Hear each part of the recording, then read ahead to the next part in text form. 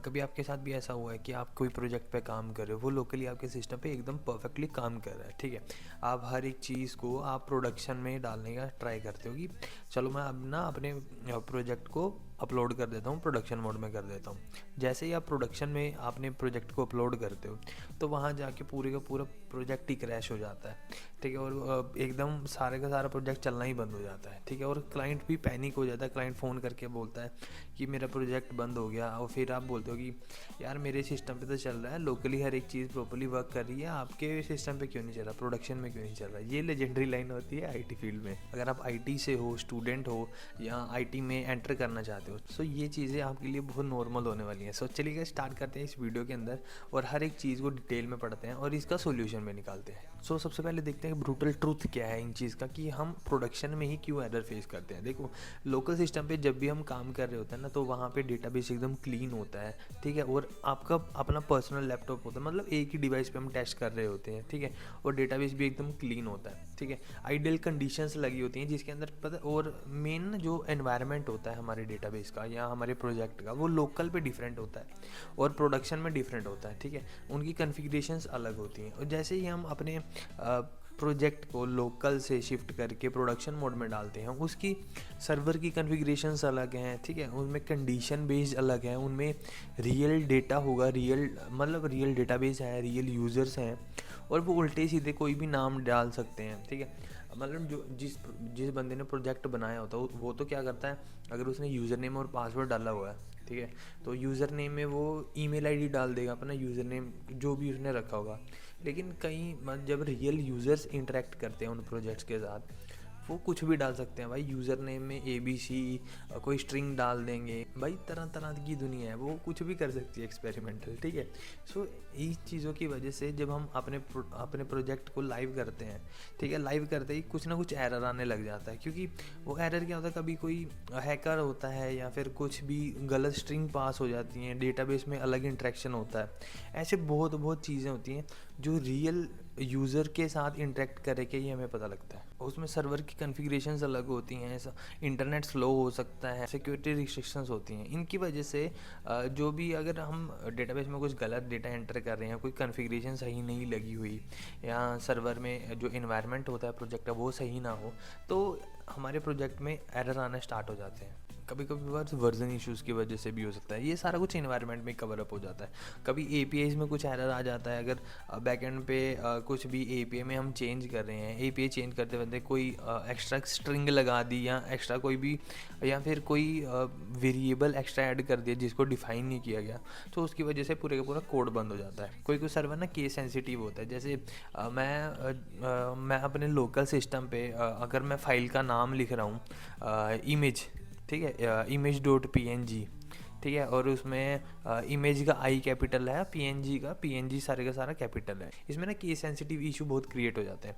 जैसे ही मैं अपने प्रोजेक्ट को लाइव करता हूँ, प्रोडक्शन मोड में डालता हूँ, वो चलता है लाइनक्स पे, वो होता है केस सेंसिटिव। अगर उसको सेम नाम से सेम मतलब कैपिटल वर्ड नहीं मिलेगा, वो प्रोडक्शन में जाके एरर शो करने लग जाता है। जिससे कभी अगर हमने कोई फाइल अपलोड की होती है तो उसको फाइल ढूंढने में बहुत प्रॉब्लम हो जाती है, फिर वो 404 का एरर दे देता है कि फाइल नॉट फाउंड। सो इन चीज़ों की वजह से भी बहुत सारी प्रॉब्लम फेस करनी पड़ती है। लोकल सिस्टम पे क्या होता है, एक आप ही अकेले यूज़र हो जो पूरे पूरे कोड को टेस्ट करते हो। जैसे ही आप प्रोडक्शन में डाल देते हो अपने प्रोजेक्ट को, वहाँ पे देखो, वहाँ पे एक यूज़र नहीं होगा काम करने वाला, वहाँ 1000 यूज़र हो सकते हैं। जब 1000 यूज़र एकदम प्रोजेक्ट के साथ इंटरेक्ट करेंगे, डेटाबेस के साथ, मतलब डेटाबेस में एंट्रीज होंगी, उससे क्या होता है, सर्वर स्लो हो सकता है। जब एकदम ट्रैफिक आती है ना प्रोजेक्ट पे, तो सर्वर पे बहुत ज़्यादा लोड पड़ जाता है।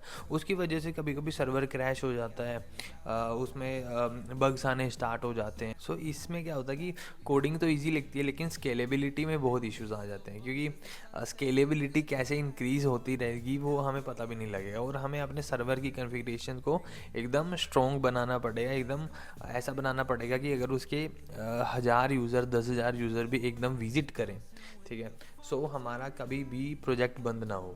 देखो सबसे इम्पोर्टेंट बात, अगर आप प्रोडक्शन में अपलोड करते टाइम कोई भी बग फेस करते हो या आपका प्रोजेक्ट बंद हो जाता है, इसका मतलब ये नहीं है कि आप अच्छे डेवलपर नहीं हो। इसका मतलब ये है कि सॉफ्टवेयर कॉम्प्लेक्स हो सकता है, रियल वर्ल्ड अनप्रिडिक्टेबल होता है और 100% टेस्टिंग नहीं हो पाती, ठीक है।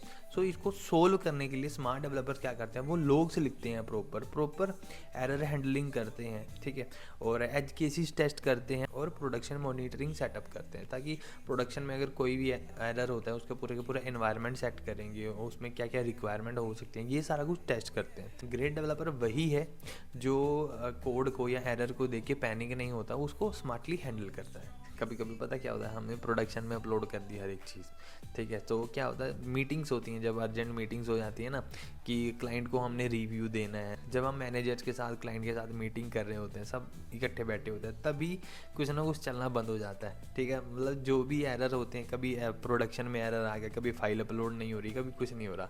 सो फिर क्लाइंट या मैनेजर पूछता है हमसे कि ये चीज़ क्यों फेस कर रही है। फिर अंदर से बंदा सोचता है यार भगवान ही मेरा साथ नहीं दे रहे, अब मैं इसमें क्या कर सकता हूँ। लेकिन भाई ऐसी बात नहीं है, भगवान हमेशा हर किसी का साथ देते हैं, पर असली बात यह है कि हम स्ट्रेस में बहुत ज़्यादा चीज़ें जल्दी से जल्दी कवर करते हैं। देखो अपने प्रोजेक्ट को एरर से बचाने के लिए हम मल्टीपल चीज़ें टेस्ट कर सकते हैं, जैसे एक प्रॉपर क्लीन कोड लिखना चाहिए और हमें प्रॉपर वैलिडेशंस ऐड करनी चाहिए, हमें स्टेजिंग एनवायरनमेंट का यूज़ करना चाहिए, प्रॉपर लॉगिंग करनी चाहिए और उस पर फोर्स टेस्टिंग करनी चाहिए कि मल्टीपल यूज़र उस पर आके टेस्ट कर सके। और कभी भी रश डिप्लॉयमेंट नहीं करनी, और कभी भी आपने ये नहीं बोलना कि हाँ ये वर्क कर जाएगा लेकिन मैंने टेस्ट नहीं किया लेकिन ये वर्क कर जाएगा, ऐसा नहीं होता। कभी कभी क्या होता है, जब मीटिंग के टाइम नहीं चल पाती चीज़, लेकिन ऐसा नहीं करना। सबसे पहले आपने अगर कोई भी प्रोजेक्ट कर लिया है, कोई भी मॉड्यूल कंप्लीट कर लिया है, उसको प्रॉपर्ली टेस्ट करना है मल्टीपल यूजर्स के थ्रू।